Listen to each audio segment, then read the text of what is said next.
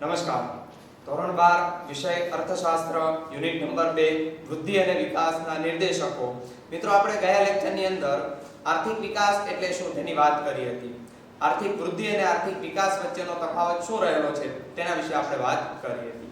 આજના દિવસે આપણે આર્થિક વિકાસના કેટલાક નિર્દેશકો વિશે વાત કરવાના છીએ, જેમાં મુખ્યત્વે 4 નિર્દેશકોનો સમાવેશ થાય છે.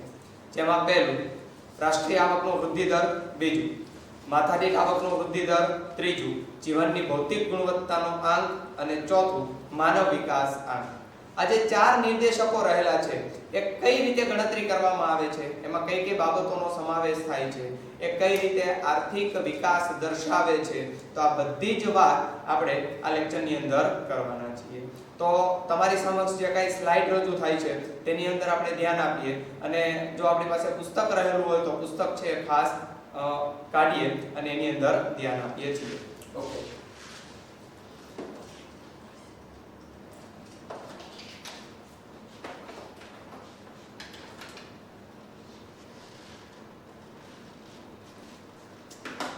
ઓકે, તમારી સમક્ષ જે રજૂ થયું છે જેમાં વિકાસના કેટલાક નિર્દેશકોની વાત કરવામાં આવી છે. સૌથી પહેલા તો આપણે એ સમજવું પડે કે આર્થિક વિકાસના નિર્દેશકો એટલે શું છે.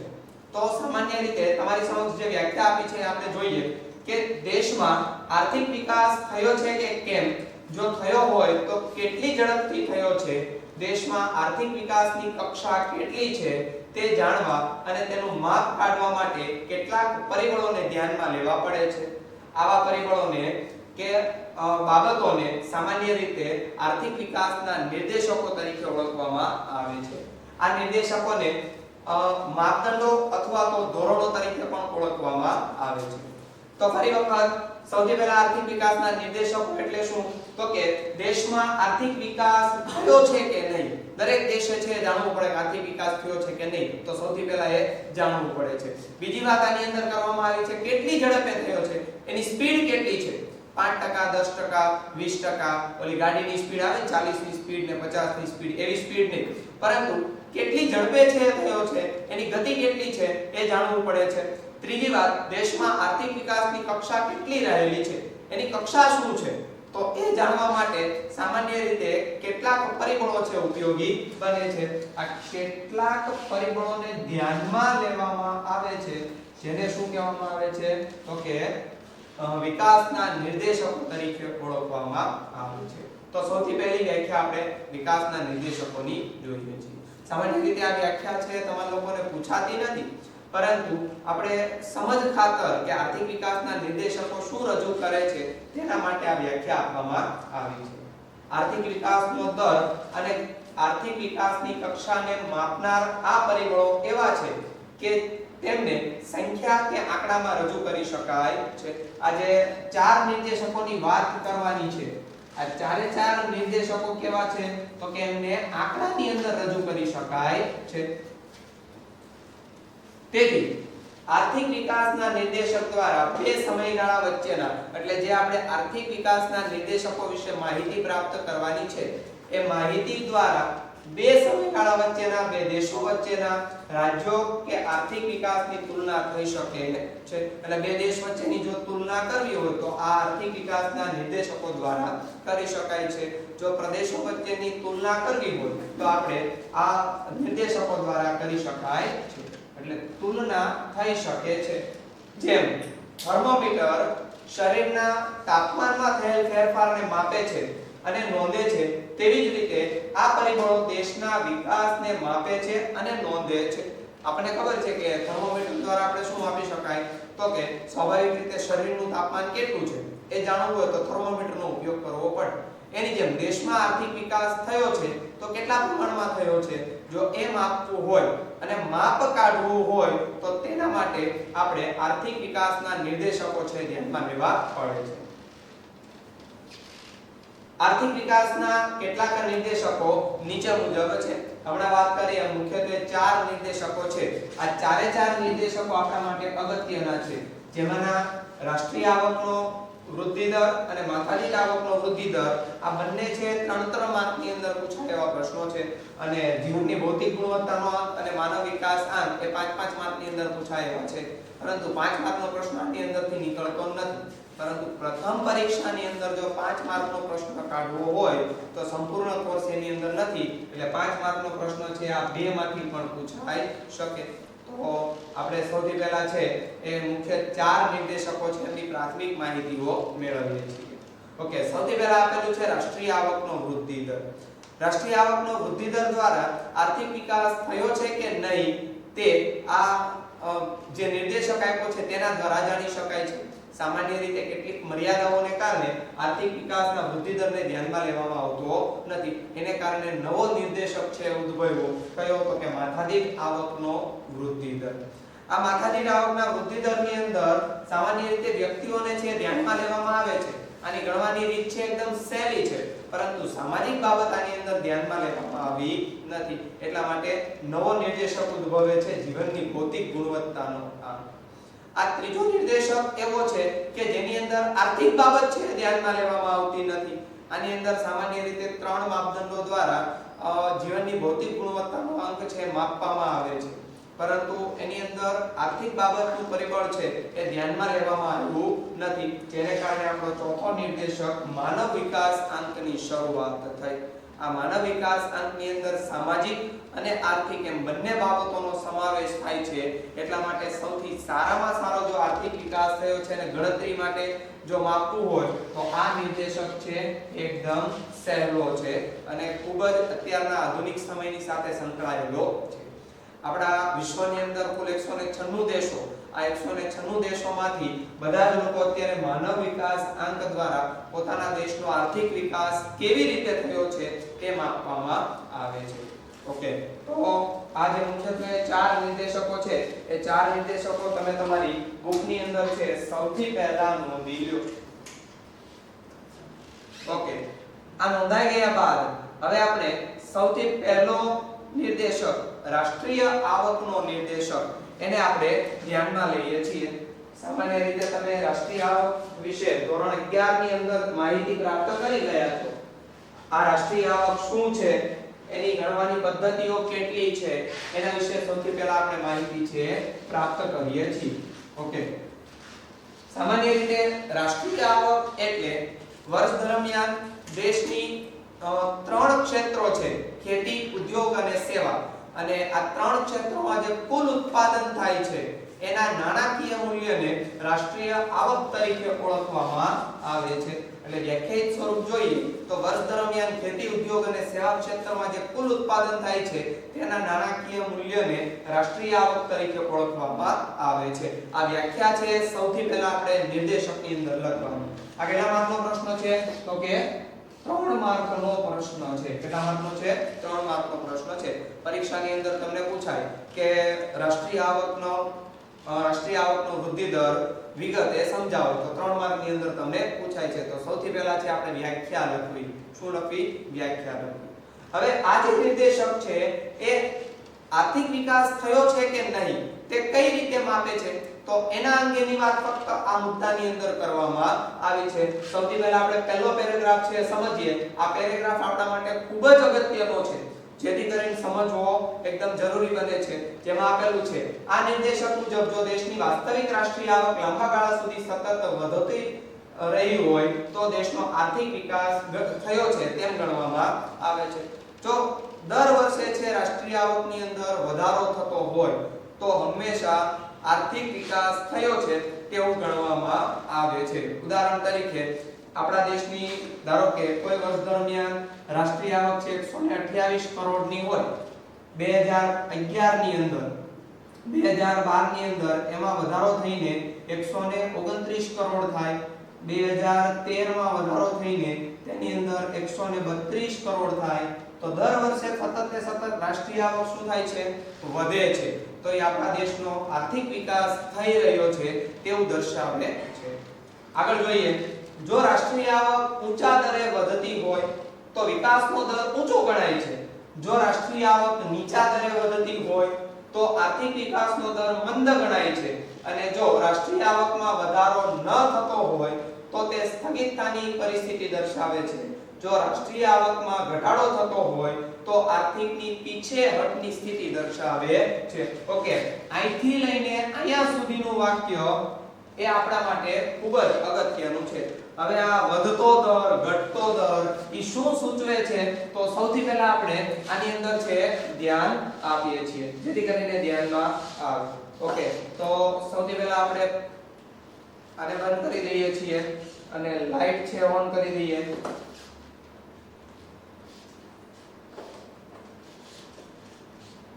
ઓકે, તો સૌથી પહેલા આપણે જોઈએ છીએ કે વધતો દર અને ઘટતો દર એટલે શું.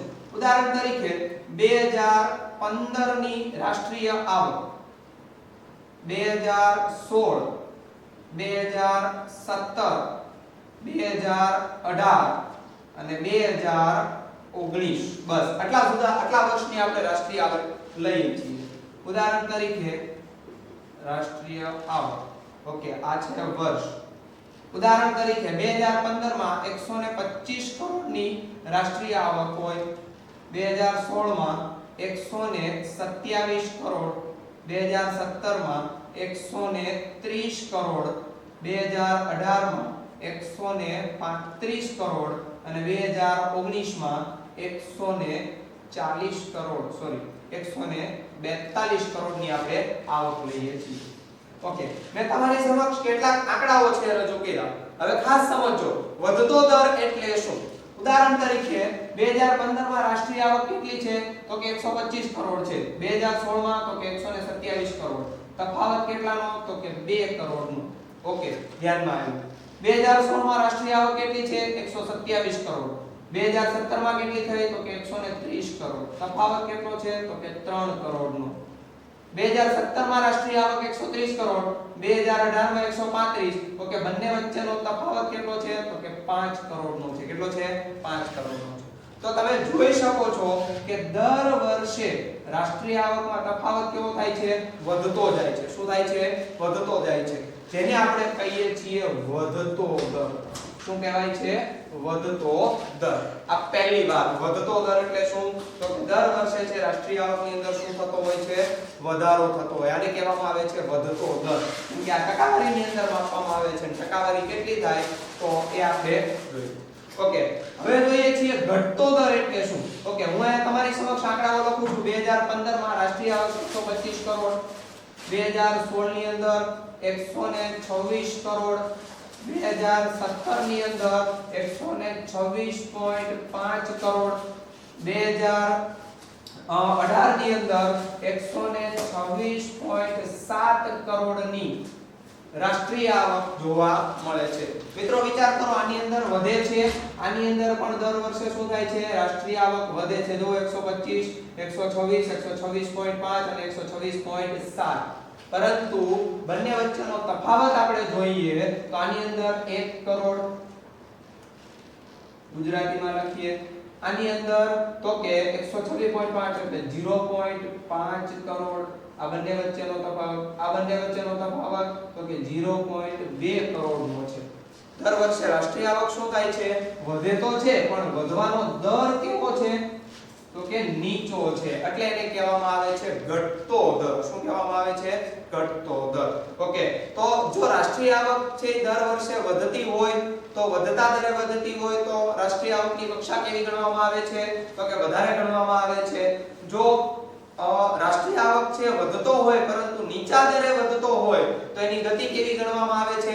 તો કે મંદ ગણવામાં આવે છે. હવે ત્રીજી બાબત આપણે જોઈએ છીએ રાષ્ટ્રીય આવક સ્થગિતતાની સ્થિતિ. સ્થગિત એટલે કોઈ પણ પ્રકારનો વધારો નહીં. ઉદાહરણ તરીકે 2015 માં 125 કરોડ, 16 માં 125 કરોડ, 17 માં 125 કરોડ. દર વર્ષે છે વધારો કોઈ પ્રકારનો થતો નથી. તો એને શું કહેવાય છે? સ્થગિતતાની સ્થિતિ. કોઈ પણ પ્રકારનો વધઘટ છે જોવા મળતો નથી. અને એના પછી છે તો કે પીછેહટની સ્થિતિ. પીછેહટની સ્થિતિ શું? તો કે 2015 ની અંદર રાષ્ટ્રીય આવક છે 125 કરોડ હતી, 2016 ની અંદર 124 કરોડ થઈ, 2017 માં 123 કરોડ થઈ, 18 માં 122 કરોડ. તો દર વર્ષે છે રાષ્ટ્રીય આવક શું થાય છે? ઘટે છે. આ રાષ્ટ્રીય આવક ઘટે છે એટલે એને કહેવામાં આવે છે પીછેહઠની સ્થિતિ. શું કહેવામાં આવે છે? પીછેહઠની સ્થિતિ તરીકે ઓળખવામાં આવે છે. તો ફરી વખત જો રાષ્ટ્રીય આવકનો દર વધતો હોય તો આર્થિક વિકાસનો દર ઊંચો ગણવામાં આવે છે. રાષ્ટ્રીય આવક છે એ ઘટતા દરે વધતી હોય તો તે મંદ ગતિએ છે આર્થિક વિકાસ કરે છે. જો રાષ્ટ્રીય આવક છે એમાં કોઈ પણ પ્રકારનો ફેરફાર ન થતો હોય તો તે સ્થગિતતાની સ્થિતિ છે અને રાષ્ટ્રીય આવક છે એની અંદર ઘટાડો થતો હોય તો તે પીછેહઠની સ્થિતિ દર્શાવે છે. ઓકે, તો તમને આટલી વસ્તુ છે એ ખાસ ધ્યાનમાં આવી હશે. ઓકે, ચાલો હવે એના પછી આપણે આગળ જોઈએ છીએ કેટલીક માહિતીઓ આપણને આપી છે. સૌથી પહેલા આપણે ક્લિયર બતાવે એટલા માટે આ દેશી ભાષામાં ભૂસી નાખીએ છીએ. ઓકે, આ માપદંડ પ્રમાણે નાણાકીય આવક નહીં પરંતુ વાસ્તવિક આવક ધ્યાનમાં લેવાની હોવાથી રાષ્ટ્રીય આવક બજાર ભાવે નહીં પરંતુ સ્થિર ભાવે ગણવામાં આવે છે. મિત્રો ખાસ ટીક માર્ક કરજો. રાષ્ટ્રીય આવક છે એ સ્થિર ભાવે ગણવામાં આવે છે. આ સ્થિર ભાવ એટલે શું? તો સૌથી પહેલા આપણે જોઈએ. ઉદાહરણ તરીકે અત્યારે ચાલે છે 2020. શું ચાલે છે? 2020 ચાલે છે. પરંતુ જ્યારે સરકાર એમ નક્કી કરે 2011 મુજબ રાષ્ટ્રીય આવકની ગણતરી કરવી, એ વર્ષને ધ્યાનમાં લઈને એટલે કે આધાર વર્ષને જે તમે સ્ટેટિસ્ટિક ની અંદર શીખો છો, આધાર વર્ષને ધ્યાનમાં લઈને રાષ્ટ્રીય આવકની ગણતરી કરવી. એ આધાર વર્ષ એટલે કયું? તો સરકાર નક્કી કરે 2011. ત્યારે કોઈ પણ એક યંત્રની કિંમત છે, ધારો કે 2020 માં કોઈ એક યંત્રની કિંમત 1,25,000 ની છે અને 2011 ની અંદર આ યંત્રની કિંમત 1,10,000 ની જોવા મળે છે. તો રાષ્ટ્રીય આવકની ગણતરી કયા ભાવે થાય છે? સ્થિર ભાવે. તો 2011 ની અંદર જે વધારો ઘટાડો કર્યા વગરની જે માહિતી છે એને ધ્યાનમાં લેવામાં આવે છે. એટલે 2011 માં ભાવ કેટલો છે? તો કે 1,10,000. એને ધ્યાનમાં લઈને હંમેશા રાષ્ટ્રીય આવકની ગણતરી કરવામાં આવે છે. ઓકે, તો ટિક માર્ક કરજો કે રાષ્ટ્રીય આવકની ગણતરી કયા ભાવે કરવામાં આવે? તો કે સ્થિર ભાવે કરવામાં આવે છે. આગળ આપણને એક કોષ્ટક આપેલું છે. આ કોષ્ટકની માહિતી આપણે જોઈએ તો સામાન્ય રીતે કેટલાક દેશોનો રાષ્ટ્રીય આવક કેટલા દરે વધારો થાય છે એની વાર્ષિક ટકાવારી આપેલી છે. વધારો થાય છે, ઘટાડો થાય છે, તો એની વાર્ષિક શું આપી છે? ટકાવારી આપેલી છે. વિશ્વના કેટલાક દેશોમાં રાષ્ટ્રીય આવકનો વૃદ્ધિ દર અન્ય કેટલાક દેશોના રાષ્ટ્રીય આવકના વૃદ્ધિ દર કરતા વધારે હોય છે. તેથી એમ કહી શકાય કે તેમનો વિકાસનો દર વધારે જોવા મળે છે. દર વર્ષે રાષ્ટ્રીય આવકનો વૃદ્ધિ દર શું થાય છે? વધતો હોય છે. તો રાષ્ટ્રીય આવકનો વૃદ્ધિ દર વધે છે તો આર્થિક વિકાસ પણ કેવો કહેવાય? વધતો જોવા મળે છે, એવું કહી શકાય છે. કોષ્ટકમાં જોઈ શકાય છે કે નોર્વે, અમેરિકા, શ્રીલંકા, પાકિસ્તાન કરતા ભારતનો રાષ્ટ્રીય આવકનો વાર્ષિક વૃદ્ધિ દર ઊંચો છે. તેથી એમ કહી શકાય કે ભારતનો આર્થિક વૃદ્ધિ દર આ દેશો કરતા ઊંચો છે. જો તમે જોઈ શકો છો નોર્વે 2.2%, અમેરિકા 2.4%, શ્રીલંકા 4.5%, ચીન 7.3, ભારત 7.3. આ બંનેના છે કેવા છે? સરખા છે. રાષ્ટ્રીય આવકના વૃદ્ધિ દર છે જોવા મળે છે. અને પાકિસ્તાન તો કે 4.7%. તો તમે જોઈ શકો છો કે ચીન અને ભારત બંને છે એક સરખો રાષ્ટ્રીય આવકનો વૃદ્ધિ દર છે જોવા મળે છે. એટલે ભારત દેશ છે અન્ય દેશો કરતા આર્થિક વિકાસની ગતિ કેવી છે, ઝડપ કેવી છે? તો કે વધારે જોવા મળે છે. પણ મિત્રો એક વાત છે ખાસ ધ્યાન રહેવી જોઈએ કે નોર્વે, અમેરિકા આ બંને દેશો કેવા છે? તો કે વિકસિત દેશો છે. એમણે પોતાનો આર્થિક વિકાસ ઓલરેડી અગાઉ કરી ચૂક્યા છે, પરંતુ હવે એને જાળવી રાખવાની પ્રક્રિયા છે શરૂ છે. એટલા માટે અમેરિકા અને નોર્વે કેવા છે? તો કે વિકસિત દેશો ગણવામાં આવે છે.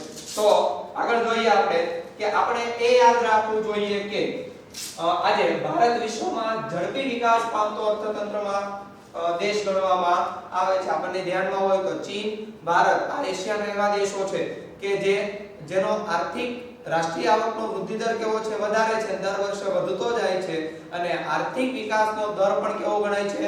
વધારે ગણવામાં આવે છે અને ઝડપી વિકાસ પામતા અર્થતંત્રની અંદર દેશો ગણવામાં આવે છે. આજની તારીખે આપણે જોઈએ તો ભારત છે એ વિશ્વનો ઝડપથી વિકાસ પામી રહ્યો દેશ છે ગણવામાં આવે છે. આપણે એ યાદ રાખવું જોઈએ કે નોર્વે અને અમેરિકાનો અગાઉ ખૂબ જ વિકાસ થઈ ચૂક્યો છે. હવે તેઓ 2 કે 3% ગતિએ અથવા તો દરે વિકાસ કરી રહ્યા છે. એટલે આ બે દેશો છે અગાઉ વિકાસ કરી રહ્યા છે, પરંતુ તેની ગતિ કેવી છે? ધીમી જોવા મળે છે. એટલે ભારત કરતા તો ઓલરેડી આર્થિક વિકાસ વધારે કરી ચૂક્યા છે, પરંતુ કેવા સમયમાં? તો કે અગાઉના સમયની અંદર. ઓકે, તો સામાન્ય રીતે આ તો રાષ્ટ્રીય આવકનો વૃદ્ધિ દર. રાષ્ટ્રીય આવકના વૃદ્ધિ દરની અંદર જો આપણે માહિતી પ્રાપ્ત કરીએ તો સૌથી પહેલા આપણે એની વ્યાખ્યા લખવાની. વ્યાખ્યા લખ્યા પછી વધતા દરે ઘટતા દરે જે કઈ વધારો ઘટાડો થાય છે તેની માહિતી આપવાની. એના પછી આ કોષ્ટક છે રજૂઆત કરવાની. કોષ્ટકની અંદર છે આ આંકડાઓ છે ખાસ યાદ રાખવાના. 3 માર્કની અંદર જ્યારે તમને પૂછાય તો એ તમારે માહિતી લખવી પડે. ઓકે, તો આ રાષ્ટ્રીય આવકનો વૃદ્ધિ દર છે પૂરો થાય છે, પરંતુ હવે આપણે જોઈએ છીએ એમની મર્યાદાઓ કે ભાઈ શા કારણે રાષ્ટ્રીય આવકના વૃદ્ધિ દરને ધ્યાનમાં લેવામાં આવતું નથી. તો એની કેટલીક મર્યાદાઓ આપેલી છે. આ કેટલીક મર્યાદાઓને કારણે રાષ્ટ્રીય આવક ના વૃદ્ધિ દર ને ધ્યાનમાં લેવામાં આવતો નથી. એ યોગ્ય આર્થિક વિકાસનો માપદંડ છે, નિર્દેશક છે, ગણવામાં આવતો નથી. તો સામાન્ય રીતે એની મુખ્યત્વે 3 પ્રકારની મર્યાદાઓ જોવા મળે છે. સૌથી પહેલું આપેલું છે રાષ્ટ્રીય આવકની ગણતરીની મુશ્કેલી, બીજું આપેલું છે વસ્તી, અને ત્રીજું રાષ્ટ્રીય આવક ગણવાની જુદી જુદી પદ્ધતિઓ. અલગ અલગ પદ્ધતિઓને કારણે ઘણી બધી મુશ્કેલીઓ જોવા મળે છે. એક પછી એક મુદ્દાઓ છે આપણે સમજતા જઈએ. જેમ કે આમ છતાં રાષ્ટ્રીય આવકને વિકાસના એક નિર્દેશક તરીકે સ્વીકારવામાં કેટલીક મર્યાદાઓ રહેલી છે, જે મર્યાદાઓ નીચે મુજબ જોઈ શકાય. જેમાં સૌથી પહેલો મુદ્દો છે આપણે ટિક માર્ક કરવો જોઈએ. ટિક માર્ક કરો. કયો છે? રાષ્ટ્રીય આવકની ગણવાની મુશ્કેલી. રાષ્ટ્રીય આવક છે ગણવામાં ઘણી બધી મુશ્કેલીઓ નડતી હોય છે. જેમ કે દર વર્ષે વસ્તી છે વધતી હોય, પરંતુ વસ્તી છે એ દર 10 વર્ષે ગણવામાં આવે છે. હમણાં માહિતી આપણે જોશું, આગળના મુદ્દામાં આવે છે. બીજી બાબત છે ઘણા લોકો છે નિરક્ષર છે. રાષ્ટ્રીય આવક કેવી રીતે ગણવી એ પદ્ધતિ કોઈને ધ્યાનમાં નથી. આવી કેટલીક પદ્ધતિઓને કારણે આ રાષ્ટ્રીય આવકને છે ગણવામાં આવતી નથી. જેમ કે બેવડી ગણતરી. બેવડી ગણતરી એટલે ઓલા પિન બેઠા હોય બેવડી ગણતરી થાય નહીં. બેવડી ગણતરી એટલે શું? તો કે 2 વખત ગણતરી. રાષ્ટ્રીય આવકની કેટલીક મર્યાદાઓ, કેટલાક મુદ્દાઓ એવા છે કે જેને કારણે એની 2 વખત ગણતરી છે કરવામાં આવતી હોય. ઉદાહરણ તરીકે અર્થતંત્રમાં કોઈ એક યંત્ર 2011 માં છે લેવામાં આવતું હોય, અને ધારો કે ખર્ચની દ્રષ્ટિએ જો રાષ્ટ્રીય આવકની ગણતરી થતી હોય તો કોઈ એક વ્યક્તિએ 1 લાખ રૂપિયાનું યંત્ર છે ખરીદે ત્યારે લાખ રૂપિયા એના માટે શું કહેવાય? ખર્ચ ગણાય છે, જે રાષ્ટ્રીય આવકમાં ગણાય છે. પરંતુ 2015 માં આ જ યંત્ર છે એ વેચી દે છે, તો બીજી વ્યક્તિ જે ખર્ચ કરે છે એ પણ શું કરે? ખર્ચ તરીકે લઈને રાષ્ટ્રીય આવકની અંદર ગણતરીમાં આપે છે. તો આ શું છે? બેવડી ગણતરી છે. તો આવી બેવડી ગણતરી છે એ રાષ્ટ્રીય આવકની અંદર થાય છે, જેને કારણે આ માપદંડ છે એની મર્યાદાઓ બને છે. સ્વ વપરાશ માટેની વસ્તુઓ, ઘસારો જાણવાની મુશ્કેલી, ગેરકાયદેસર આવક, કરટાળો. કરટાળો કંટાળો નહીં, કરટાળો છે, ટેક્સ નહીં ભરવો, ચોરી જેવી પ્રવૃત્તિ, સાટા પદ્ધતિ, નિરક્ષરતા. સાટા પદ્ધતિ આપણે આગળના યુનિટમાં યુનિટ નંબર 3 ની અંદર જોવાના છીએ, જેને આપણે બદલા પદ્ધતિ તરીકે ઓળખીએ છીએ. નિરક્ષરતા એટલે અક્ષર જ્ઞાન નથી. એક કરતા વધારે વ્યવસાયમાં રોકાયેલા લોકો, ઘણા વ્યક્તિઓ એવા હોય છે કે એક ધંધોની 2-3 ધંધાઓ કરતા હોય છે. એને પોતાની એક દુકાન ચાલતી હોય તો સામા પક્ષે શેર બજારનું કરતા હોય છે. આગળ જતા એ પોતે કંઈક અન્ય કોઈ ધંધો પણ કરતો હોય છે. તો એ શું છે? તો કે એક કરતા વધારે વ્યવસાયની અંદર રોકાયેલા છે. વગેરે કારણોને લીધે દેશની રાષ્ટ્રીય આવક અને તેનો સાચો વૃદ્ધિ દર જાણી શકાતો નથી. તેથી રાષ્ટ્રીય આવકનો સાચો માપદંડ ગણી શકાય નહીં. એક ઉદાહરણ દ્વારા સમજીએ કે એક કરતા વધારે વ્યવસાયમાં રોકાયેલા લોકો, ઉદાહરણ તરીકે શેર બજારનું કરે છે, તો બેંક જે કાંઈ આવક થાય બધી બેંકના ખાતામાં જવા થાય. પરંતુ એ પોતાની દુકાન પણ ચલાવતો હોય તો દુકાનની આવક છે એને રાષ્ટ્રીય આવકમાં એનો ટેક્સ છે એ વ્યક્તિ ભરતો નથી. જ્યારે બેંકમાં જે કાંઈ જમા ઉધાર થાય છે એનો ટેક્સ છે એ ભરે છે. તો દુકાનનો જે કાંઈ આવક છે એનો ટેક્સ ભરતો નથી, તો રાષ્ટ્રીય આવકમાં એની ગણતરી થતી નથી. તો એ બ્લેક મની તરીકે ઓળખવામાં આવે છે. આવી મર્યાદાઓને કારણે રાષ્ટ્રીય આવકની સામાન્ય રીતે ગણતરી કરવી કેવી છે? મુશ્કેલ બને છે. તો પહેલી મર્યાદા છે રાષ્ટ્રીય આવકની ગણતરીની મુશ્કેલી. બીજી મર્યાદા આપેલી છે વસ્તી. શું આપેલું છે? વસ્તી આપેલું છે. વસતી એવું નથી હો, રહેતી એવું નહીં, વસ્તી આપેલી છે. સામાન્ય રીતે આપણને ધ્યાનમાં છે કે ભારત દેશની અંદર દર 10 વર્ષે વસ્તીની ગણતરી કરવામાં આવે છે, જ્યારે રાષ્ટ્રીય આવકની ગણતરી દર વર્ષે થાય છે. મિત્રો આ ખાસ ધ્યાનમાં રાખજો. ઘણા લોકો પ્રશ્નો પૂછે છે કે રાષ્ટ્રીય આવકની ગણતરી કેટલા વર્ષે કરવામાં આવે છે, 2 વર્ષે, 5 વર્ષે, 10 વર્ષે? તો કે નહીં, દર વર્ષે રાષ્ટ્રીય આવકની ગણતરી કરવામાં આવે છે. હમણાં આપણે ઉદાહરણ જોયું, એની અંદર પણ લખ્યું હતું 2015, 2016, 2017 એ રીતે ક્રમમાં આપણે માહિતી લખી હતી. ઓકે, તો રાષ્ટ્રીય આવકની ગણતરી છે દર વર્ષે થાય છે, જ્યારે વસ્તીની ગણતરી દર 10 વર્ષે થાય છે. તો દર 10 વર્ષની અંદર વસ્તીમાં ઘણો બધો સુધારો થઈ ગયો હોય છે, વધારો ઘટાડો થયેલો છે જોવા મળે છે. તો સ્વાભાવિક રીતે છે સાચો રાષ્ટ્રીય આવકનો માપદંડ આપણે મેળવી શકતા નથી. ઉદાહરણ તરીકે 2011 ની અંદર ધારો કે 121 કરોડની વસ્તી હોય, 2020 ની અંદર હાલની તારીખે ધારો કે 135 કરોડની વસ્તી હોય, તો આજે આ બંને વચ્ચેનો તફાવત કેટલો થાય છે? તો કે 14 કરોડનો જે તફાવત થાય છે, એની જે આવક પ્રાપ્ત થાય છે એ આવકને ધ્યાનમાં લેવામાં આવતી નથી. એટલા માટે સાચી દ્રષ્ટિએ જોઈએ તો રાષ્ટ્રીય આવકની ગણતરી છે થઈ શકતી નથી. ઓકે, એકમાત્ર રાષ્ટ્રીય આવક જાણવાથી વિકાસનો સાચો ખ્યાલ આવી શકતો નથી. જે તે દેશની વસ્તીને પણ ધ્યાનમાં લેવી પડે છે. દરેક દેશની વસ્તી છે એ રાષ્ટ્રીય આવકની ગણતરી કરતી વખતે ધ્યાનમાં લેવી પડે છે. અ દેશ કરતા બ દેશની રાષ્ટ્રીય આવક વધારે હોય તો બ દેશનો વિકાસ અ દેશ કરતા વધારે ન કહેવાય. મિત્રો આ અ દેશ અને બ દેશ શું છે? તો તમારા મનમાં કોઈ પણ દેશનું નામ આવે ને તમે ધારી લો. ઉદાહરણ તરીકે અ છે અમેરિકા અને બ દેશ છે બાંગ્લાદેશ લઈ લો, બ્રાઝીલ લઈ લો, તમને જે મન ફાવે લઈ લો. બરોબર? ચાલો, અ દેશ, અ એટલે અમેરિકા. અમેરિકા દેશ કરતા બાંગ્લાદેશની રાષ્ટ્રીય આવક વધારે હોય તો બાંગ્લાદેશનો વિકાસ અમેરિકા કરતા વધારે ન કહેવાય. ઉદાહરણ તરીકે અમેરિકાની રાષ્ટ્રીય આવક છે 125 કરોડ છે, બાંગ્લાદેશની રાષ્ટ્રીય આવક છે એ ધારો કે 128 કરોડ છે. કેટલી છે? 128 કરોડ છે. તો બ દેશનો વિકાસ અ દેશ કરતા વધારે ન કહેવાય, કારણ કે જો બ દેશની રાષ્ટ્રીય આવક સાથે બ દેશની વસ્તી પણ ઝડપથી વધતી હોય તો વિકાસ અ દેશથી વધારે ન કહેવાય. તો ધારો કે અમેરિકાની કુલ વસ્તી છે ધારો કે 35 કરોડની હોય, બાંગ્લાદેશની વસ્તી છે એ ધારો કે 34 કરોડની હોય, તો વિચાર કરો આની રાષ્ટ્રીય આવક વધારે કહેવાય ને. પરંતુ આ દેશની વસ્તી વધતી નથી. આ દેશની વસ્તી શું થાય છે? બ દેશની એટલે બાંગ્લાદેશની વસ્તી છે દર વર્ષે વધે. ધારો કે 34 કરોડ, બીજા વર્ષે 35 કરોડ, ત્રીજા વર્ષે 36 કરોડ. તો વસ્તીમાં શું થાય છે? વર્ષે વર્ષે વધારો થતો જાય છે.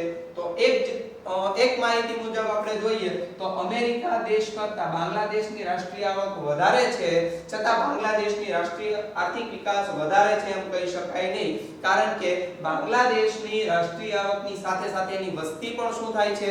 વધારો થતી જોવા મળે છે અને એની વસ્તી છે ખૂબ ઝડપથી વધે છે. એટલા માટે સાચો રાષ્ટ્રીય આવકનો માપદંડ છે પ્રાપ્ત કરી શકાતો નથી. એટલે વસ્તીને પણ ધ્યાનમાં લેવી જોઈએ. રાષ્ટ્રીય આવકની અંદર વસ્તીને ધ્યાનમાં લેવામાં આવતી નથી, એટલા માટે શું થાય છે? આ રાષ્ટ્રીય આવકની મર્યાદા બની જાય છે. ત્રીજી એની મર્યાદા આપેલી છે તો કે રાષ્ટ્રીય આવક ગણવાની જુદી જુદી પદ્ધતિઓ, અલગ અલગ પ્રકારની પદ્ધતિઓ છે, જેને કારણે આ રાષ્ટ્રીય આવકનો સાચો માપદંડ છે મેળવી શકાતો નથી. ઉદાહરણ તરીકે રાષ્ટ્રીય આવક ગણવાની મુખ્યત્વે 3 પ્રકારની પદ્ધતિઓ છે: આવકની પદ્ધતિ, ખર્ચની પદ્ધતિ અને ઉત્પાદનની પદ્ધતિ. જો આ ત્રણે મુજબ એક જ દેશની રાષ્ટ્રીય આવક ગણવામાં આવે તો એનો દર હંમેશા અથવા તો જવાબ કેવો આવે છે? અલગ અલગ જોવા મળે છે. તો જેને કારણે ગણવાની અલગ અલગ પદ્ધતિઓમાં જવાબ પણ અલગ અલગ આવતો હોવાથી આ એની એક મર્યાદા, રાષ્ટ્રીય આવકની ગણવાની એક મર્યાદા છે બની જાય છે. જેમ કે રાષ્ટ્રીય આવક ગણવાની જુદી જુદી પદ્ધતિઓ વિશ્વમાં ઉપયોગમાં થાય છે, જેમાં ઉત્પાદન, આવક અને ખર્ચની પદ્ધતિ મુખ્ય છે. મિત્રો અહીંયા અલ્પવિરામ કરજો. સૌથી પહેલી પદ્ધતિ કઈ? ઉત્પાદનની, બીજી આવકની પદ્ધતિ અને ત્રીજી ખર્ચની પદ્ધતિ. આ 3 પદ્ધતિઓ દ્વારા હંમેશા રાષ્ટ્રીય આવક છે ગણવામાં આવે છે. કોઈ એક પદ્ધતિ કરતા બીજી પદ્ધતિ થી રાષ્ટ્રીય આવકની ગણતરી કરતા રાષ્ટ્રીય આવકમાં ફેર પડે છે એટલે ત્રણ પદ્ધતિઓમાં જવાબ કેવા આવે છે અલગ અલગ જોવા મળે છે બધા દેશો જુદી જુદી પદ્ધતિએ રાષ્ટ્રીય આવક ગણતા હોવાથી રાષ્ટ્રીય આવકની આંતરરાષ્ટ્રીય તુલનાનું કાર્ય મુશ્કેલ બને છે અમેરિકા છે ખર્ચની પદ્ધતિ વાપરતી હોય તો ભારત છે ઉત્પાદનની પદ્ધતિ વાપરતી હોય શ્રીલંકા છે કોઈ અન્ય ત્રીજી પદ્ધતિ છે વાપરતી હોય છે તો દરેક દેશ છે પોતપોતાના મત મુજબ હંમેશા રાષ્ટ્રીય આવકની ગણતરી કરે છે જેને કારણે સૌથી મોટી મર્યાદા છે એક પ્રકારની બની જાય છે શેની તો કે આંતરરાષ્ટ્રીય તુલનાની આંતરરાષ્ટ્રીય દ્રષ્ટિએ જો રાષ્ટ્રીય આવકની તુલના કરવી હોય તો એ સૌથી મોટામાં મોટી એક મર્યાદા બનતી જોવા મળે છે ઓકે તો મુખ્યત્વે ત્રણ પ્રકારની મર્યાદાઓ જે તમે રાષ્ટ્રીય આવકની મર્યાદાઓ તરીકે જાણો છો ઓકે હવે એના પછી આપણે સામાન્ય રીતે બીજો નિર્દેશક એટલે કે માથાદીઠ આવકનો વૃદ્ધિ દર જેના વિશે આપણે વાત કરવાના છીએ આ વૃદ્ધિ દર પણ સામાન્ય રીતે રાષ્ટ્રીય આવક જેવો જ છે પરંતુ કેટલીક મર્યાદાઓને કારણે આ માથાદીઠ આવકનો વૃદ્ધિ દર છે એ ઉપયોગમાં લેવામાં આવતો નથી આના દ્વારા પણ આપણે આર્થિક વિકાસ કેટલો થયો છે એ પણ જાણી શકીએ છીએ તો પહેલા નિર્દેશકની વાત કરી છે આપણે કઈ તો કે રાષ્ટ્રીય આવકનો વૃદ્ધિ દર બીજો નિર્દેશક એટલે કયો છે તો કે માથાદીઠ આવકનો નિર્દેશક આ નિર્દેશક મુજબ જો દેશની માથાદીઠ વાસ્તવિક આવકમાં લાંબા ગાળા સુધી સતત વધારો થતો રહે તો આર્થિક વિકાસ થયો છે તેમ કહેવામાં આવે ઉદાહરણ તરીકે કોઈ એક દેશનો 2015 ની અંદર ધારો કે માથાદીઠ આવક છે 5000 હતી એ પછી 5500 થઈ ગઈ પછી 5700 થઈ ગઈ પછી તો કે 5900 થઈ ગઈ દર વર્ષે શું થાય છે માથાદીઠ આવકમાં વધારો થતો જોવા મળે છે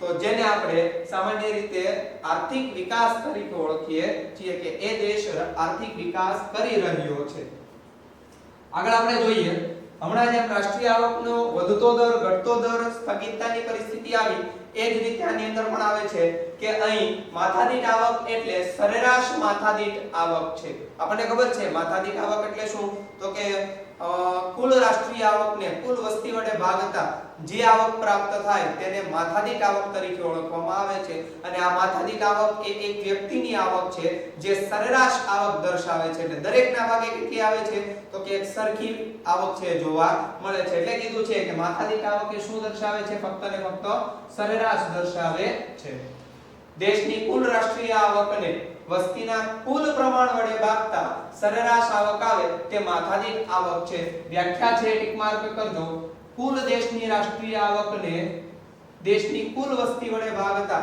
જે આવક પ્રાપ્ત થાય તેને સરેરાશ આવક અથવા તો માથાદીઠ આવક તરીકે ઓળખવામાં આવે છે ઉદાહરણ તરીકે દેશની કુલ રાષ્ટ્રીય આવક 1000 રૂપિયાની છે દેશમાં કુલ 100 લોકો વસે છે તો દરેક વ્યક્તિના ભાગે 10 રૂપિયા આવક આવી એ આપણા માટે શું કહેવાય તો કે માથાદીઠ આવક તરીકે ઓળખવામાં આવે છે આ માથાદીઠ આવક છે એ એક વ્યક્તિ દીઠ આવક છે કેટલી વ્યક્તિ દીઠ એક વ્યક્તિ દીઠ આવક છે આમ આ નિર્દેશક દેશની વસ્તીને પણ ધ્યાનમાં લે છે અને તે દ્રષ્ટિએ રાષ્ટ્રીય આવકના નિર્દેશક કરતા ચડિયાતો ગણવામાં આવે છે એટલે રાષ્ટ્રીય આવકની અંદર રાષ્ટ્રીય આવકનો જે વૃદ્ધિ દર છે એ નિર્દેશકની અંદર વસ્તીને ધ્યાનમાં લેવામાં આવતું નહોતું જ્યારે આની અંદર વસ્તીને છે ધ્યાનમાં લેવામાં આવે છે એટલા માટે કહેવામાં આવ્યું છે કે આ કેવો છે એના કરતા ચડિયાતો ગણવામાં આવે છે રાષ્ટ્રીય આવકની જેમ માથાદીઠ આવકમાં વધારો હોય અને વધારાનો દર ઊંચો હોય તે દેશનો વિકાસનો દર ઊંચો ગણાય છે જો માથાદીઠ આવક નીચા દરે વધતી હોય તો વિકાસનો દર નીચો ગણાય છે જો માથાદીઠ આવકમાં વધારો ન થતો હોય તો વિકાસમાં સ્થગિતતાની સ્થિતિ છે તેમ કહેવાય અને જો કોઈ દેશની માથાદીઠ આવક ઘટતી હોય તો તે દેશની પીછેહટની સ્થિતિ તરીકે ઓળખવામાં આવે છે આ ચાર બાબતો હમણાં આપણે શીખ્યા રાષ્ટ્રીય આવક વધતા દરે વધતી હોય ઊંચો હોય તો એનો રાષ્ટ્રીય વિકાસનો દર ઊંચો કહેવાય જો માથાદીઠ આવકનો દર નીચો હોય તો વિકાસનો દર નીચો કહેવાય છે જો આવકમાં કોઈ વધારો ન થતો હોય તો તેની સ્થગિતતાની સ્થિતિ કહેવાય છે અને જો માથાદીઠ આવક વધતી ન હોય તો તે પીછેહટની સ્થિતિ તરીકે ઓળખવામાં આવે છે જે આપણે રાષ્ટ્રીય આવકના વૃદ્ધિ દરની અંદર સરળતાથી શીખ્યા છીએ ઓકે આ આર્થિક વિકાસનો અંતિમ હેતુ જીવન ધોરણને સુધારીને માનવ વિકાસ ઊંચે લઈ જવાનો છે. મિત્રો આ ખાસ ટીક માર્ક કરજો. દરેક જે નિર્દેશક છે એનો મુખ્ય હેતુ શું રહેલો છે તો કે જીવન ધોરણ સુધારીને ઊંચે લઈ જવાનો છે. શું છે? જીવન ધોરણને સુધારવાનો છે અને ક્યાં લઈ જવાનો? જીવન ધોરણનો દર ઊંચો લઈ જવાનો છે. અને તે માટે માથાદીઠ આવકમાં વધારો એ તેનું એક ઉત્તમ નિર્દેશક છે. જો વિકાસથી લોકોનું જીવન ધોરણ સુધરે નહીં તો સાચા અર્થમાં આર્થિક વિકાસ નથી. તેથી જ માથાદીઠ આવકનો વધારો એ પ્રજાના ભૌતિક કલ્યાણમાં થતા વધારાનો વધુ સારો નિર્દેશક ગણવામાં આવે છે. એટલે લોકોનું જીવન ધોરણ આની અંદર સુધરતું જોવા મળે છે. એટલા માટે આ નિર્દેશકને છે સારો નિર્દેશક અથવા તો સાચો માપદંડ છે એ ગણવામાં આવે છે. ઓકે, તો આગળની માહિતી આપણે જોઈએ છીએ. માથાદીઠ આવકમાં વધારો એ વ્યક્તિની ભૌતિક સુખાકારીમાં વધારો દર્શાવે છે. ઉદાહરણ તરીકે કોઈ વ્યક્તિ છે પેલા સાયકલ લઈને જતો હોય, હવે એની પાસે સરસ મજાની ગાડી આવી જાય, પછી તો કે કાર લઈ લે છે, તો ધીરે ધીરે એનું જીવન ધોરણ કેવું થાય છે? સુધરતું ગયું એમ ગણવામાં આવે છે. પેલા છે એ અનાજ છે ખૂબ કહેવાય ને કે આમ ખરાબ અનાજ છે ખાતો હતો, ખાવાના ફાફા પડતા, પરંતુ હવે તો કે 5 સ્ટાર હોટલમાં જઈને જમે છે, તો જીવન ધોરણ કેવું આવ્યું? ઊંચું આવ્યું એમ ગણવામાં આવે છે. એટલે ભૌતિક સુખાકારીની અંદર શું થાય છે? એનો વધારો થતો જોવા મળે છે. કોષ્ટકમાં જોઈએ તો ભારતની માથાદીઠ આવક 2014 માં સમ ખરીદ શક્તિના માપદંડ મુજબ, હવે આ સમ ખરીદ શક્તિનો સામાન્ય અર્થ આપણે ધ્યાનમાં લઈએ તો સરખી ખરીદવાની શક્તિ. બરોબર, દરેક દેશનો એક ચોક્કસ માપદંડ છે એ ગણવામાં આવે છે. ઉદાહરણ તરીકે માથાદીઠ આવક હંમેશા ડોલરની અંદર માપવામાં આવે છે. તો ડોલરની અંદર મપાતી હોય તો દરેક દેશ છે ડોલર પ્રમાણે જ હંમેશા શું ગણે છે? માથાદીઠ આવક ગણે છે.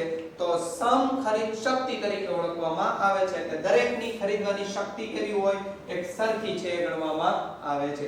તો સમ ખરીદ શક્તિના માપદંડ મુજબ 5497 અમેરિકન ડોલર છે. મિત્રો ખાસ ટીક માર્ક કરજો. ભારતની માથાદીઠ આવક 2014 માં સમ ખરીદ શક્તિના માપદંડ મુજબ 5497 અમેરિકન ડોલર છે, જે તમે કોષ્ટકની અંદર પણ જોઈ શકો છો. જે નોર્વે, અમેરિકા, ચીન, શ્રીલંકા કરતા ઘણી ઓછી છે. નોર્વે કરતા 11 થી 12 ગણી ઓછી છે. તો નોર્વેનો વિકાસ ભારત કરતા 11 થી 12 ગણો વધારે છે એમ કરી શકાય. ઉદાહરણ તરીકે નોર્વેની માથાદીઠ આવક જો કેટલી છે તો કે 64992. અમેરિકાની માથાદીઠ આવક કેટલી છે? 52947. શ્રીલંકાની માથાદીઠ આવક કેટલી છે તો કે 9779. ચીનની માથાદીઠ આવક કેવી છે? કેટલી છે તો કે 12547. ભારતની તો કે 5497.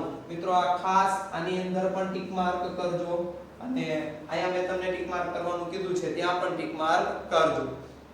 ઓકે, તો તમે વિચાર કરો, આની માથાદીઠ આવક જોવો તો આની કરતા કેટલા ગણી છે? બહુ ઓછી છે ને. ઉદાહરણ તરીકે અહીંયા કીધું છે કે 10 થી 12 ગણી ઓછી છે.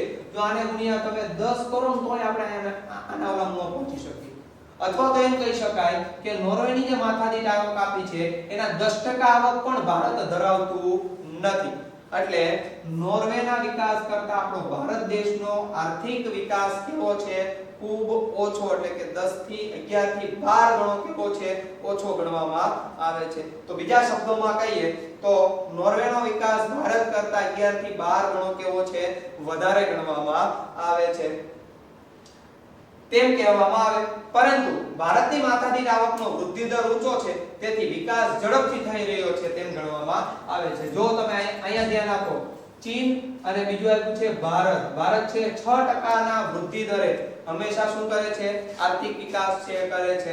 એટલે 6% જેટલો વધારો દર વર્ષે માથાદીઠ આવકમાં જોવા મળે છે. 6% નો વધારો એટલે કઈ રીતે? ઉદાહરણ તરીકે ભારત દેશની ગયા વર્ષે 100 રૂપિયા, 100 ડોલર છે એ માથાદીઠ આવક હતી.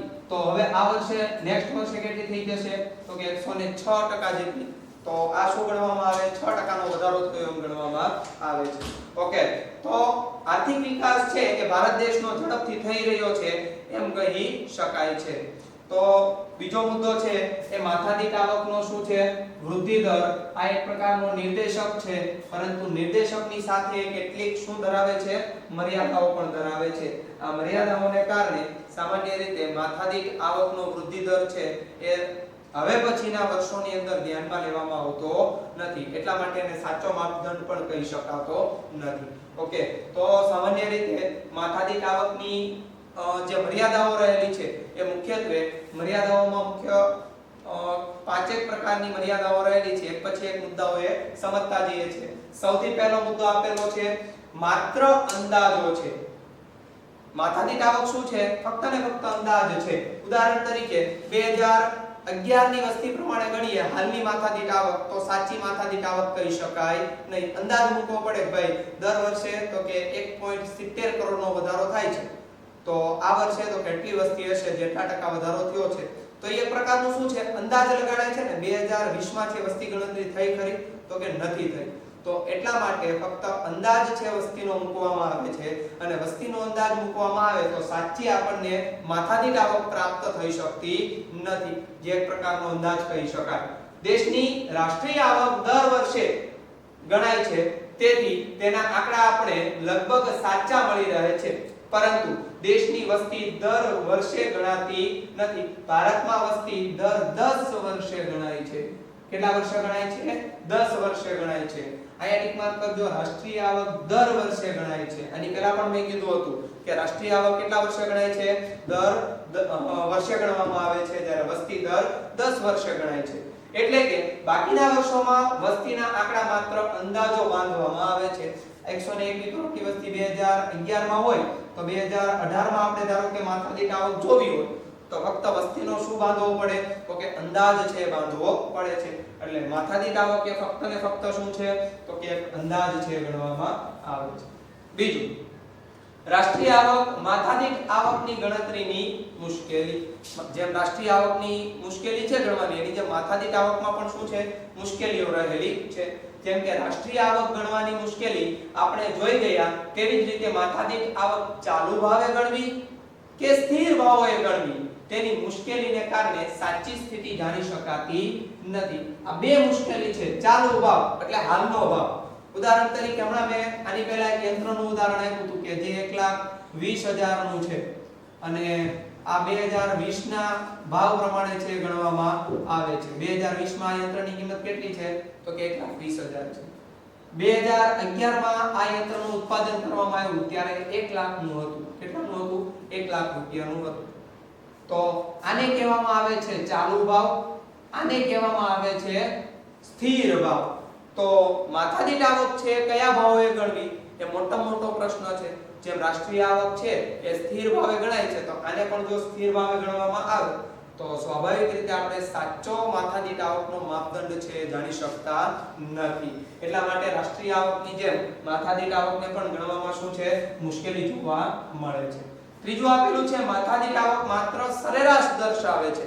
એ શું ફક્ત આપે છે? તો કે સરેરાશ આપે છે. કુલ વસ્તી ધારો કે 1000 ની વસ્તી એને રાષ્ટ્રીય આવક એને ભાગ્યા કુલ વસ્તી. 1000 ની રાષ્ટ્રીય આવક છે, કુલ વસ્તી ભાગાકાર કરો એટલે 10 રૂપિયા આવક વ્યક્તિની મળે. આ વ્યક્તિ દીઠ શું છે? સરેરાશ આવક છે. શું છે? સરેરાશ આવક છે. જેમ કે માથાદીઠ આવક એ માત્ર સરેરાશ આવક દર્શાવે છે. આ સરેરાશના આધારે કોઈ નિર્ણય ના લઈ શકાય. અંદાજો આધારિત નિર્ણય લઈ શકાય ખરી? તો કે નહીં, નથી લઈ શકાતો. એટલે જો માથાદીઠ આવક વધે અને દેશમાં આવકની વહેંચણી સમાન રીતે થાય તો જ આર્થિક વિકાસ થયો છે તેમ કહેવાય. જો વહેંચણી અસમાન થયેલી હોય, આ અસમાન વહેંચણી આપણે જોઈ રહ્યા છીએ કે ધનિક વ્યક્તિ છે વધારે ધનિક બને છે અને ગરીબ વ્યક્તિ વધારે ગરીબ બને છે, તો રાષ્ટ્રીય આવકનો મોટો ફાળો છે ધનિક વ્યક્તિના ભાગે થાય છે, જ્યારે સૌથી ઓછો ફાળો છે ગરીબ વ્યક્તિના ભાગે આવે છે. તો જો આ રીતે છે રાષ્ટ્રીય આવકની વહેંચણી થયેલી હોય તો સાચી રીતે વહેંચણી થઈ એમ ગણવામાં આવતું નથી. તેથી પણ માથાદીઠ આવક રૂપી નિર્દેશક ખામી ભરેલો ગણાય છે. તો ત્રીજું હતું માથાદીઠ આવકની માત્ર જે સરેરાશ દર્શાવે છે. ઓકે, એના પછી જોઈએ છીએ ચોથો મુદ્દો, સરખામણીની મુશ્કેલી. હવે જો સરખામણી કરવી હોય તો એ સરખામણી આપણે યોગ્ય રીતે કરી શકતા નથી. ઉદાહરણ તરીકે દુનિયાના દેશોની માથાદીઠ આવક જે તે દેશના ચલણમાં દર્શાવાતી હોય છે તેને પ્રથમ અમેરિકન ડોલરમાં ફેરવવી પડે છે અને ત્યારબાદ સરખામણી કરી શકાય છે કે કયા દેશનો આર્થિક વિકાસનો દર ઊંચો છે કે આર્થિક વિકાસનો દર નીચો છે. સ્વાભાવિક છે ને, હંમેશા માથાદીઠ આવક શેમાં ગણવામાં આવે છે તો કે ડોલરની અંદર ગણવામાં આવે છે. આ ડોલરને ધારો કે ભારતનો ચલણ કયું છે તો કે રૂપિયો છે. હવે આ રૂપિયાને સૌથી પહેલા આપણે શેમાં ફેરવવો પડે? ડોલરમાં ફેરવવો પડે છે. પછી રાષ્ટ્રીય માથાદીઠ આવક છે એ કેટલી છે અને આર્થિક વિકાસનો દર કેટલો છે એ આપણે જાણી શકીએ છીએ. દુનિયાના દેશોએ પોતાના હુંડિયામણ દરો ઉપર અનેક જાતના અંકુશો મૂકેલા હોવાથી તેમનો સાચો વિનિમય દર જાણી શકાતો નથી. તેથી દેશની સાચી સરખામણી થઈ શકતી નથી. આ હુંડિયામણનો દર, વિનિમયનો દર, હુંડિયામણનો દર એટલે શું તો કે એક દેશના ચલણને બીજા દેશના ચલણમાં છે ફેરવવું, એને કહેવાય છે હુંડિયામણનો દર. ધારો કે ભારતનો રૂપિયો છે, ધારો કે 70 રૂપિયા ચૂકવીએ ત્યારે શું બને છે તો કે $1 બને છે. શું બને? $1 બને છે. તો $1 બનાવવા માટે ભારતના 70 રૂપિયા જાય છે. આ 70 રૂપિયા એને કહેવાય છે હુંડિયામણનો દર. ઓકે, તો હુંડિયામણના દર ઉપર દરેક દેશોએ પોતાના મતે ઘણા બધા અંકુશો મૂકેલા હોય છે, જેને કારણે સાચો માપદંડ આપણે જાણી શકતા નથી અને સાચી રીતે સરખામણી પણ કરી શકતા નથી. એટલા માટે આ ચોથો મુદ્દો, એટલે સરખામણી જો કરવી હોય તો સરખામણીની શું બને છે? મુશ્કેલી બને છે. એના પછી પાંચમો મુદ્દો ભ્રામક નિર્દેશક છે. ભ્રમણા કરાવે. શું કરાવે છે? ભ્રમણા કરાવે છે. સ્વાભાવિક છે ને, વસ્તી એક તો આપણે ધારવી પડે. રાષ્ટ્રીય આવક છે સ્થિર ભાવે ગણવામાં આવે છે, એટલે આ જે માથાદીઠ આવક ગણવી એ આપણે સાચી જાણી શકતા નથી. એટલા માટે શું છે તો કે ભ્રામક છે. જેમ કે માથાદીઠ આવક જેટલી આવક દેશના બધા નાગરિકોને મળે છે તેવું હોતું નથી. ધનિક વ્યક્તિ છે એના ભાગે માથાદીઠ આવક લાખ રૂપિયા આવતી હોય, કેમ કે એની વસ્તી ઓછી હોય અને એની આવક પણ કેવી હોય? વધારે હોય છે. જ્યારે ગરીબ વ્યક્તિમાં વસ્તીનું પ્રમાણ વધારે હોય અને આવકનું પ્રમાણ કેવું હોય છે તો કે ઓછું હોય છે. તો દરેક વ્યક્તિના ભાગે 100 રૂપિયા 1000 રૂપિયા જ આવતા હોય છે. તો ધનિક વ્યક્તિને જેટલી આવક મળે છે તેટલી જ ગરીબ વ્યક્તિને મળે છે ખરી? એવું હોતું નથી. માથાદીઠ આવકનો નિર્દેશક જેટલું નિર્દેશ કરે છે તેના કરતા છુપાવે છે વધારે, તેથી તે સાચો નિર્દેશક કહી શકાતો નથી. એટલે જેટલું છે એ દર્શાવે છે એના કરતા તો વધારે શું કરે છે? તે છુપાવતું જોવા મળે છે. એટલા માટે સાચો નિર્દેશક છે એ માથાદીઠ આવકને આપણે ગણી શકતા અથવા તો કહી શકતા નથી. તો મિત્રો, સામાન્ય રીતે બે પ્રકારના નિર્દેશકો, આર્થિક વિકાસના મુખ્યત્વે બે પ્રકારના નિર્દેશકો છે આપણે જોયા. સૌથી પહેલો નિર્દેશક રાષ્ટ્રીય આવકનો નિર્દેશક અને બીજું માથાદીઠ આવકનો નિર્દેશક. આ બે નિર્દેશકો છે, બંને મુદ્દા 3 માર્કની અંદર તમને અલગથી પૂછાતા મુદ્દાઓ છે. એમની મર્યાદા પણ તમને અલગથી 3 માર્કની અંદર પૂછાય છે કે રાષ્ટ્રીય આવકના વૃદ્ધિ દરની મર્યાદાઓ છે વિગતે સમજાવો, અથવા તો માથાદીઠ આવકના વૃદ્ધિ દરની મર્યાદા વિગતે સમજાવો. તો એના 5 મુદ્દાઓ અને રાષ્ટ્રીય આવકના વૃદ્ધિ દરના મુખ્ય મર્યાદાના 3 મુદ્દાઓ જે તમારે સમજાવવા પડે. બંને અલગ 3 માર્કની અંદર પૂછાતા પ્રશ્નો છે. તો આજના દિવસે આપણે જે બે નિર્દેશકો ભણ્યા છીએ એ તમારે લેસનની અંદર છે લાવવાના રહેશે. નેક્સ્ટ લેક્ચરની અંદર આપણે જીવનની ભૌતિક ગુણવત્તા વિશે માહિતી પ્રાપ્ત કરવાના છીએ. ત્યાં સુધી ઘરે રહો, સ્વસ્થ રહો. આભાર.